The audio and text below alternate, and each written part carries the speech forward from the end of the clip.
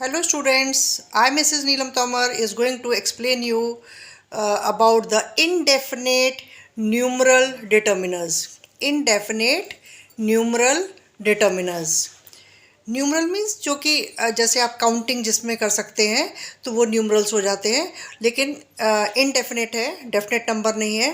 तो उसमें कौन कौन से डिटर्मिनर्स आते हैं वो मैं आपको बता रही हूँ। उसमें होता है ऑल एंड बोथ।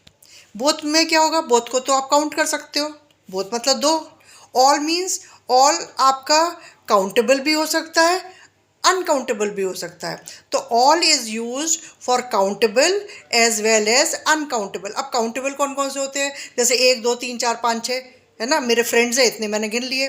या पे यहाँ पे कॉपीज़ इतनी पड़ी हैं, हमने कहा ये 5 कॉपीज़ हैं, ये 10 कॉपीज़ हैं या इतने हैं। तो जो हम काउंट कर लेते हैं तो वो काउंटेबल हो गया। जो हम काउंट नहीं कर पाते हैं, नहीं कर सकते हैं, जैसे मिल्क है, मिल्क को आप काउंट कर सकते हो, गिन सकते हो, ऐसे उसको तौल सकते हैं लेकिन गिन नहीं सकते, काउंट नहीं कर सकते आप।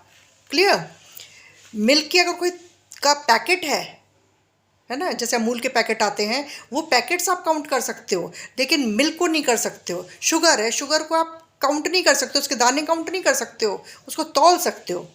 तो some things are like that which you can count and some are uncountable. All जो है वो हमारा काउंटेबल और अनकाउंटेबल दोनों में लगता है। जैसे हम कहते हैं, फॉर एग्जाम्पल हमने कहा कि जैसे all the boys are present in the class.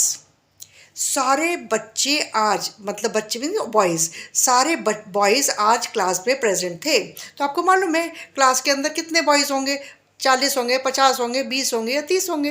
Is it clear? So the number is there which you can count. तो आपने बता दिया कि all the boys were present in the class या are present in the class. अब इसी तरह से मैं कोई दूसरा सेंटेंस लेती हूँ कि all the mangoes are rotten. सारे मैंगोज सड़े निकले, है ना, ये सड़े हैं।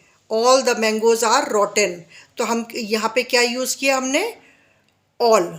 अब इसी तरह से हम ले लेते हैं कि जैसे अनकाउंटेबल के लिए, अब ये तो पहले मैंने काउंटेबल बता दिया।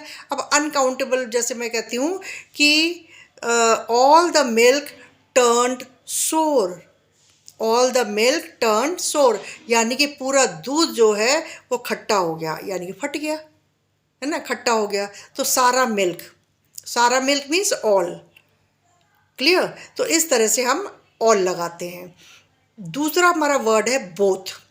बोथ से ही आपको मालूम पड़ता है कि दोनों, दो चीज़ें या दो जने या दो ऑब्जेक्ट्स।